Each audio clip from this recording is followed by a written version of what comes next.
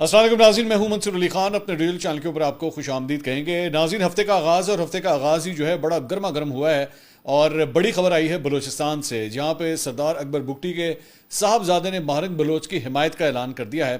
اس کے بارے میں بھی آپ کو ساری تفصیلات بتائیں گے، اور لاہور ایئرپورٹ پر ایک اینکر کو تھپڑ مارا گیا، اس کے بارے میں بھی بات ہوئی ہے، تو یہ ساری ڈیٹیلز جو ہیں وہ آپ کے ساتھ شیئر کرتے ہیں، اور ساتھ ہی ساتھ سیاست کے میدان سے پاکستان تحریک انصاف کے حوالے سے بھی کچھ اپڈیٹس ہیں۔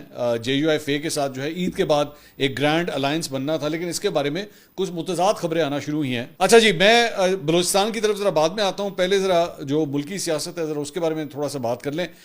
جو پاکستان تحریک انصاف ایک اپوزیشن بنانے کی کوشش کری تھی، اور ہاں، اچھا صاحب جو ہیں وہ بڑے ناراض ہیں اسپیکر قومی اسمبلی سے، سردار ریاض صادق صاحب سے، اسپیسیفکلی سردار ریاض صادق صاحب سے۔ اچھا، یہ اور ریسنٹ کچھ پاسٹ کے اندر جو ہے وہ انہوں نے اسپیسیفکلی سردار ریاض صادق صاحب کے اگینسٹ جو ہے وہ بڑے بیانات دیے ہیں۔ اچھا، بندہ بڑا حیران ہوتا ہے کہ یہ کیا چکر ہے، مطلب اگر آپ نے حکومت کے حوالے سے آپ کو پرابلم ہے تو حکومت میں تو ڈائریکٹلی آپ کا ٹارگٹ جو ہے وہ تو پرائم منسٹر ہونے چاہیے، وہ اسپیسیفکلی اسپیکر کیوں؟ تو اس کے بارے میں ہم نے تھوڑی سی چھان بین کی ہے، یہ ڈیٹیلز بھی آپ کے ساتھ شیئر کریں، بڑی مزے کا خیز قسم کی ڈیٹیلز ہیں، اینڈ تک اس ویڈیو کو دیکھیے گا۔ تو سب سے پہلے تحریک انصاف سے جناب آغاز کرتے ہیں۔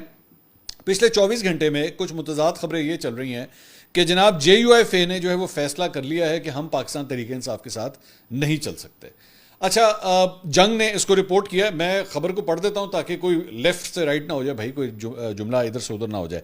تو اس میں یہ خبر آئی ہے کہ جمعیت علماء اسلام نے حتمی طور پہ فیصلہ کیا کہ وہ تحریک انصاف کے ساتھ اتحاد نہیں کرے گی اور نہ ہی کسی ایسے اتحاد میں شامل ہوگی جو تحریک انصاف کی ماں پر قائم کیا جائے گا۔ اس کا فیصلہ جمعیت نے اپنی مجلس کے 2 روزہ اجلاس میں کیا ہے، جو اتوار کو لاہور میں اختتام پذیر ہو گیا۔ جمعیت نے یہ فیصلہ بھی کیا ہے کہ وہ پارلیمنٹ میں آزاد حزب اختلاف کا کردار ادا کرتی رہے گی، وہ حکومت کا حصہ نہیں بنے گی اور پارلیمنٹ میں زیر غور آنے والے معاملات کا جائزہ لیتی رہے گی، اور اندر ضرورت تحریک انصاف کے ساتھ تعاون کرنے یا نہ کرنے کا تعین ہوگا۔ منرلز اور مائنز کے قانون کے سلسلے میں جمعیت علماء اسلام صوبوں کے آئینی مفادات کا تحفظ کرے گی۔ جمعیت نے تحریک انصاف کی بار بار اور پرزور درخواستوں پر اس سے رازداری کے ساتھ بعض وضاحتیں طلب کی تھیں، جو کئی ہفتے گزر جانے کے باوجود جواب طلب ہیں۔ جمعیت کا کہنا تھا کہ وہ حکومت کے خلاف سیاسی جماعتوں کے اشتراک سے بڑا اتحاد قائم کرنے کی خواہاں تھی، جبکہ دوسری طرف وہ اسٹیبلشمنٹ کے ساتھ مذاکرات میں مصروف تھی۔ اس نے وسیع تر سیاسی اتحاد کا ڈول ڈال رکھا تھا تاکہ ان خفیہ مذاکرات میں اس کی سودا کار حیثیت مستحکم ہو سکے۔ دوسری جانب ایک اور اخبار کے اندر جو ہے وہ یہ خبر آئی ہے کہ جمعیت نے جو ہے ایسی خبروں کو فی الحال تردید کی، انہوں نے کہا نہیں، ایسی کوئی بات نہیں ہے کہ ہم نے تحریک انصاف کے ساتھ اتحاد کا فیصلہ نہیں کیا ہے، مطلب یہ فیکٹ نہیں ہے۔ انہوں نے کہا کہ ابھی یہ اجلاس ختم ہوا ہے، ہم باقاعدہ طور پہ جو ہے اس کا اعلامیہ ابھی جاری کریں گے۔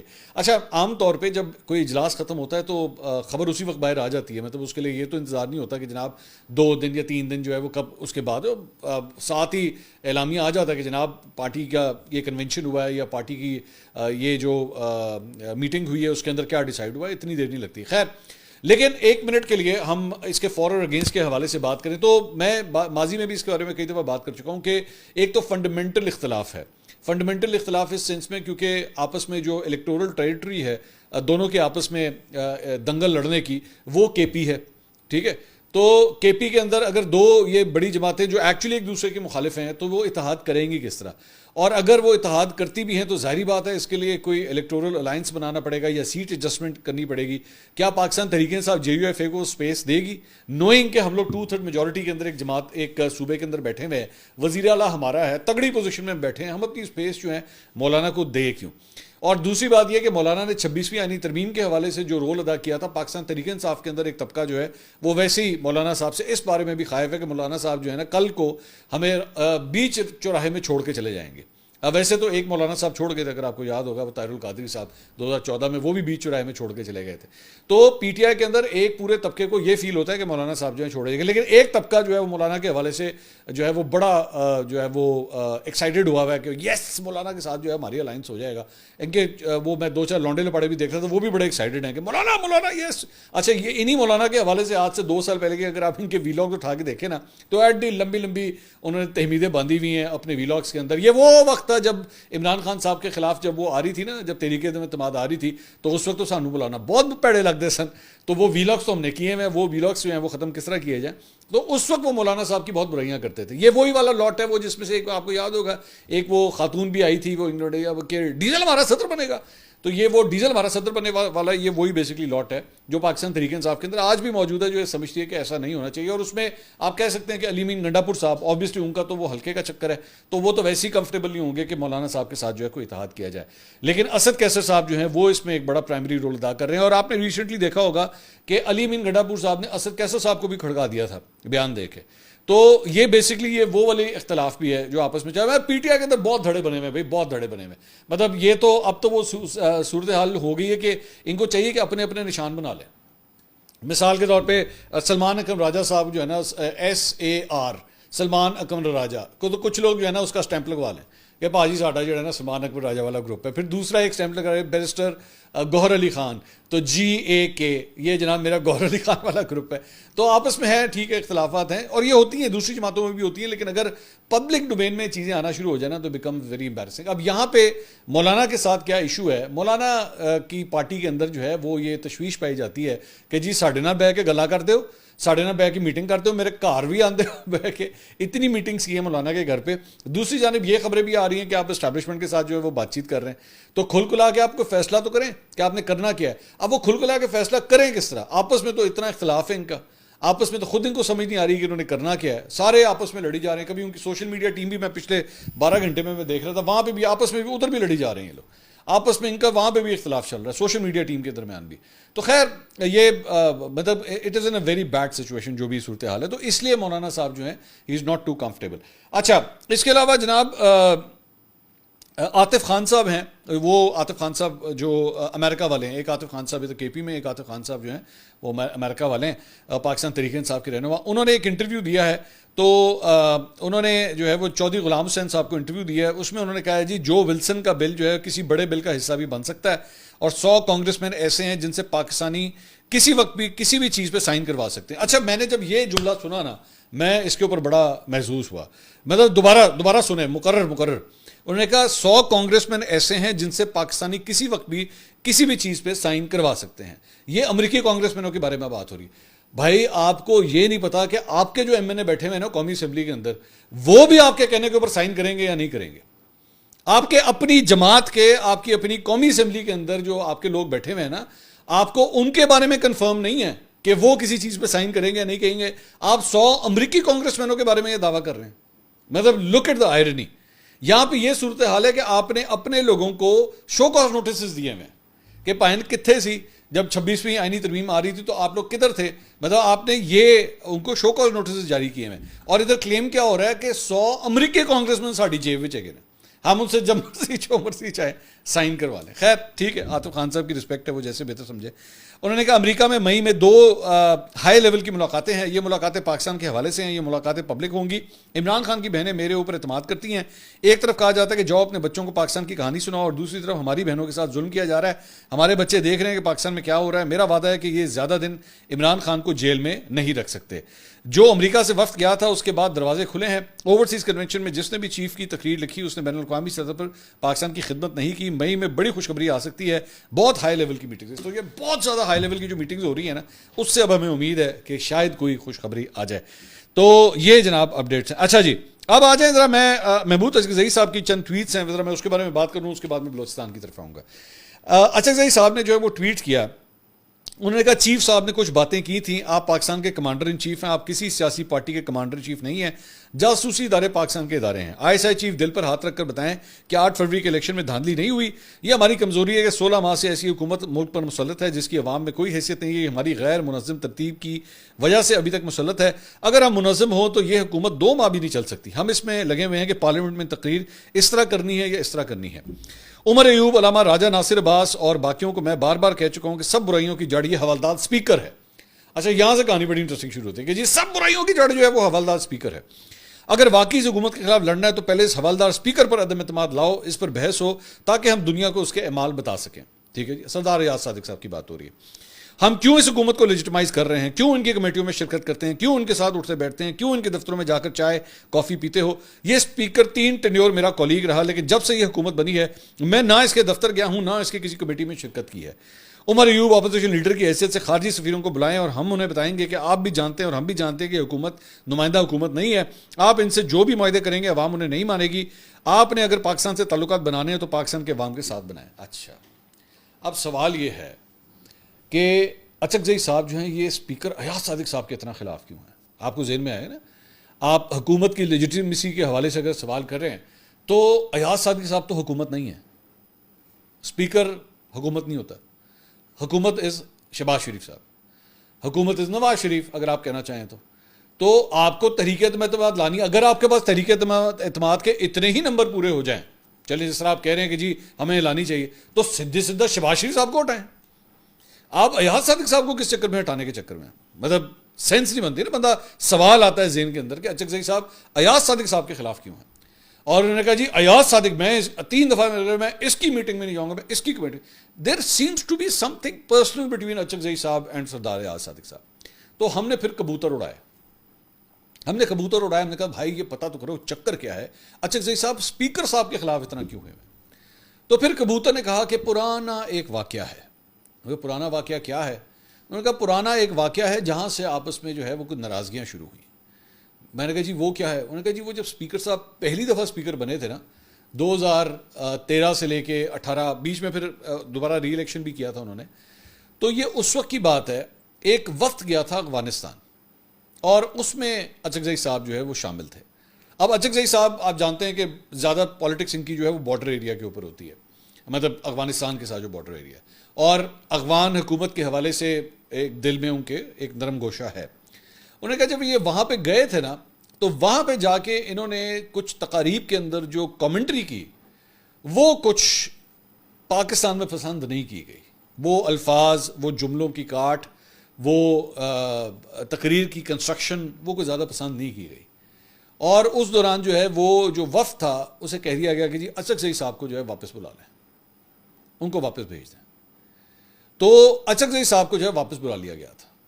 وہ جو وفد بھیجا گیا تھا نا، وہ اسپیکر صاحب نے بھیجا تھا، ایاز صادق صاحب نے، اور اچکزئی صاحب کو جب واپس بلایا گیا تو وہاں سے اختلاف جو ہے وہ آپس میں بڑا پرسنل لیول کا شروع ہو گیا کہ میری انسلٹ کی گئی ہے مجھے اس طرح واپس بلا کے۔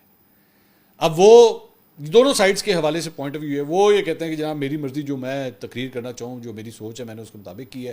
دوسری سائڈ کی سوچ یہ ہے کہ بھائی آپ پاکستان کو ریپرزینٹ کر رہے تھے تو آپ کے خیالات جو ہیں وہ پاکستان کی نمائندگی کرنے چاہیے، وہ پاکستان کا پوائنٹ آف ویو وہاں پہ آنا چاہیے۔ اگر آپ کوئی ایسی تقریر کریں جو پاکستان کے انٹرسٹ کے خلاف تصور کی جائے، میں یہ نہیں کہتا کہ کی تھی انہوں نے، لیکن اگر تصور کی جائے تو یہ ٹھیک نہیں ہے۔ یہ بیسیکلی وہ پرانی لڑائی ہے جو ابھی تک یہاں پہ چل رہی ہے، یہ اصل بات ہے۔ تو بہرحال آئی ہوپ کہ آپس میں معاملات، اور اگر میں تو دوبارہ یہ کہتا ہوں تحریک اعتماد لانی، شہباز شریف صاحب کو ہٹائیں، ایاز صادق صاحب کو ہٹانے کا کیا سینس بنتا ہے؟ ہاں اگر شہباز شریف صاحب ہٹ گئے تو ایاز صادق صاحب تو ساتھ ہی جائیں گے، مطلب آبویس بات ہے نا۔ اگر آپ کے پاس ہاؤس میں اتنی اسٹرینتھ آ گئی ہے کہ آپ شہباز شریف صاحب کو ہٹا سکیں تو ایاز صادق صاحب تو پھر رہ ہی نہیں سکتے وہاں پہ، پاسبل ہی نہیں ہے۔ اچھا جی، اب آ جائیں ذرا بلوچستان کے حوالے سے۔ بلوچستان کے حوالے سے بڑی ڈیولپمنٹ یہ ہے کہ سردار جمیل اکبر بگٹی صاحب ہیں، یہ اکبر بگٹی صاحب کے بڑے صاحبزادے ہیں، اور انہوں نے ایک انٹرویو دیا ہے رشید بلوچ صاحب کو۔ رشید بلوچ صاحب جو ہیں ایک سینئر جرنلسٹ ہیں، بلوچستان سے تعلق رکھتے ہیں، بڑا زبردست کام کرتے ہیں اور بڑی فیئر رپورٹنگ کرتے ہیں، بڑی نیوٹرل رپورٹنگ کرتے ہیں۔ ویسے تو نیوٹرل کا لفظ آپ کو پتہ سانو پسند نہیں ہے، لیکن نیوٹرل رپورٹنگ کرتے ہیں، بڑے کریڈیبل جرنلسٹ ہیں۔ انہوں نے یہ انٹرویو کیا ہے جمیل اکبر بگٹی صاحب کا۔ تو جمیل اکبر بگٹی صاحب نے اس کے اندر جو ہے وہ بڑا ایک لمبا انٹرویو ہے، اس کے اندر انہوں نے یہ فرمایا کہ جی ایک تو میں حمایت کرتا ہوں مہرنگ بلوچ کی۔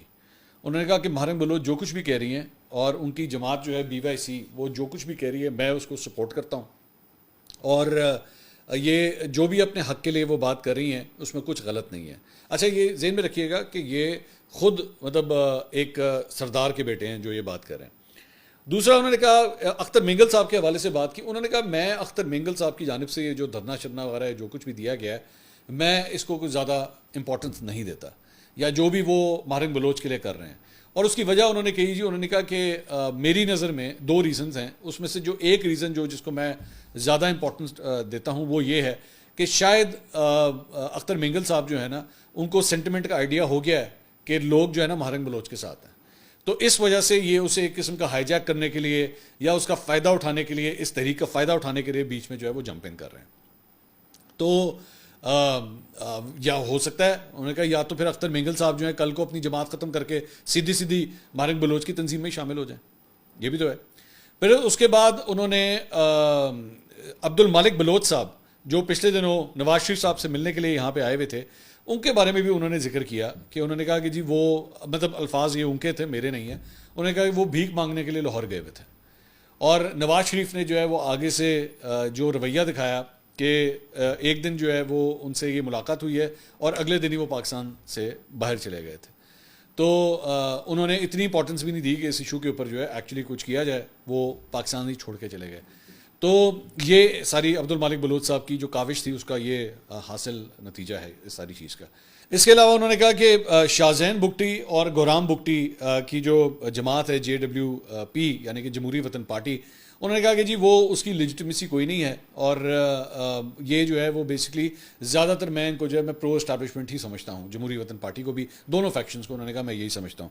ایک اور بات انہوں نے کی، انہوں نے کہا کہ اکبر بگٹی صاحب کا کوئی جانشین ایز سچ کوئی نہیں ہے، کسی کو ڈکلیئر نہیں کیا گیا ہے. اب ہر کوئی اس میں سے بیٹھ کے اگر کلیم کر لے کہ جی میں ان کا جانشین ہوں تو وہ ان کی مرضی ہے، اور یہ ذہن میں رکھیے گا کہ وہ ان کو صاحبزادے ہیں اور وہ یہ بات کہہ رہے ہیں. تو انہوں نے کہا باقی یہاں پہ بلوچستان کے حوالے سے جو ایشوز جو ہیں وہ جہاں تک پہنچ چکے ہیں، آپ کو ان کو بیٹھ کے جو ہے وہ ریزالو کرنا پڑے گا، بیٹھ کے بات چیت کرنی پڑے گی، اور جب تک آپ ان کو ایڈریس نہیں کریں گے چیزیں جو ہیں وہ ویسے ہی خراب رہیں گی. ایک انہوں نے واقعے کا ذکر کیا ہے، اور وہ واقعہ جو ہے وہ ایک سینئر اینکر کو تھپڑ مارنے کے حوالے سے ہے. اچھا، انہوں نے نام لیا تھا لیکن میں پھر بھی نام جو ہے میں صیغہ راز میں رکھنا چاہوں گا. I don't want to disrespect someone, لیکن انہوں نے اپنے اس انٹرویو میں نام لیا ہے. انہوں نے کہا کہ جی میں لاہور آیا ہوا تھا، اور لاہور میں جو ہے انہوں نے کہا کہ میں جم خانہ میں بیٹھا ہوا تھا، لاہور کے جم خانہ میں. تو وہاں پہ وہ اینکر پرسن جو ہیں وہ اپوزٹ ایک ٹیبل کے اوپر وہاں پہ بیٹھے ہوئے تھے، اور مجھے وہاں سے جو ہے بڑے غور سے بار بار دیکھ رہے تھے، اور انہوں نے مجھے کئی دفعہ جو ہے اچھا یہ ذہن میں رکھیے گا یہ کوئی ریسنٹ واقعہ نہیں، کئی سال پرانا واقعہ ہے، لیکن کوٹ وہ کر رہے تھے.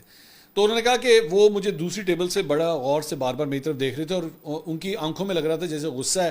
وہ اس بات کا شاید غصہ تھا کہ مجھے 3-4 دفعہ جو ہے ان کی خاتون پروڈیوسر جو ہے مجھے فون کر چکی ہوئی تھی کہ وہ آپ کا انٹرویو کرنا چاہتے ہیں، لیکن میں منع کر رہا تھا کہ میں نے انٹرویو نہیں دینا، کیونکہ مجھے ان کا طرز اینکرنگ جو ہے وہ پسند نہیں تھا. چلے میں اس طرح کہہ لیتا ہوں، تو میں انٹرویو نہیں دے رہا تھا. کہتے ہیں وہ ہمارا صرف ایک آئی کانٹیکٹ ضرور ہوا، لیکن آپس میں کوئی بات چیت نہیں ہوئی. کہتے ہیں اس کے بعد اگلے دن یا شاید اسی دن شام کو جو ہے میں لاہور ایئرپورٹ گیا، اور میں لاہور ایئرپورٹ کے اوپر جو ہے میں اپنا بورڈنگ پاس لے رہا تھا. تو وہ بورڈنگ پاس میں ان کا قد، انہوں نے کہا میرا قد جو ہے کافی لمبا ہے، تو وہاں پہ جو ہوسٹس بیٹھی ہوئی تھی اس نے پوچھا کہ جی آپ کو کون سی سیٹ چاہیے. انہوں نے کہا جی آپ میرا قد کافی لمبا ہے تو کوئی ایسی جگہ دے دیجیے گا کہ جہاں پہ میری لیگ سپیس جو ہے وہ زیادہ ہو. تو اس نے مجھے اکوموڈیٹ کرتے ہوئے مجھے بورڈنگ پاس دے دیا. انہوں نے کہا جب میں نے مڑ کے دیکھا، جب میں پیچھے مڑا تو یہی صاحب، یہ جو اینکر پرسن ہے، یہ پیچھے لائن میں کھڑے ہوئے تھے، اور انہوں نے کہا کہ تم بلوچ جو ہے وہ اپنے آپ کو کیا سمجھتے ہو، کہ کیا تم لوگ پریولیجڈ ہو. مطلب ان کو یہ بات بری لگ رہی تھی کہ جناب انہوں نے یہ بورڈنگ پاس جو ہے وہ اپنی مرضی سے سیٹ جو ہے وہ کیوں دلائی. انہوں نے کہا خیر میں نے کچھ نہیں کیا، میں نے صرف اس کے گال کے اوپر جو ہے نا یوں کر کے بورڈنگ پاس جو ہے وہ میں نے تھوڑا سا ٹچ کیا. میں نے کہا کنٹرول یور سیلف، اور اس کے بعد میں وہاں سے چلا گیا. انہوں نے کہا بعد میں جا کے میں جو سٹنگ ایریا ہوتا ہے، جو ویٹنگ ایریا ہوتا ہے، وہ جو ڈپارچر لاؤنج میں ایریا ہوتا ہے، کہتے ہیں میں وہاں جا کے بیٹھا ہوا تھا، تو یہ وہاں سے جو ہے نا بڑے غصے میں میری طرف چلتے ہوئے آ رہے تھے اور کچھ بڑبڑا رہے تھے. تو میں نے کھڑا ہوا، میں نے آؤ دیکھا نہ تاؤ دیکھا، اور میں نے ایک تھپڑ ان کو جڑ دیا. بعد میں انہوں نے کہا کہ وہ وہاں سے جو ہے وہ بھاگے اور گئے، اور جا کے اب یہ میں دوبارہ یہ کہہ رہا ہوں یہ ان کا پوائنٹ آف ویو ہے، یہ وہ فرما رہے ہیں. انہوں نے کہا وہ بھاگتے ہوئے گئے اور جا کے وہاں پہ جو ایئرپورٹ سیکیورٹی ہوتی ہے اس کے اہلکاروں کو وہاں پہ لے آئے، اور وہ کہتے رہے کہ آپ اسے اریسٹ کریں، اس نے جو ہے وہ یہ حرکت کی ہے، انہوں نے مجھے تھپڑ مارا ہے. لیکن وہ جو ایئرپورٹ سیکیورٹی فورس تھی وہ ان کو جو ہے پھر وہاں سے لے گئی، اور کچھ بھی نہیں ہو سکا. تو یہ واقعہ انہوں نے بتایا کہ جی یہ اس طرح پیش آیا. تو اینکر کا نام میں خود میں رسپیکٹ میں نہیں لینا چاہ رہا، برا لگتا ہے، تو کیونکہ پہلے بھی ایک دفعہ اس طرح کے واقعات ہو چکے ہیں، تو میں مناسب نہیں سمجھتا کہ میں یہ نام لوں. لیکن انہوں نے یہ جمیل بگٹی صاحب نے جو ہے اس کا بھی ذکر جو ہے اس انٹرویو میں کیا ہے. خیر اب تک کے لیے اتنا ہی، اگلی ویڈیو میں آپ سے دوبارہ ملاقات ہوگی. اللہ حافظ.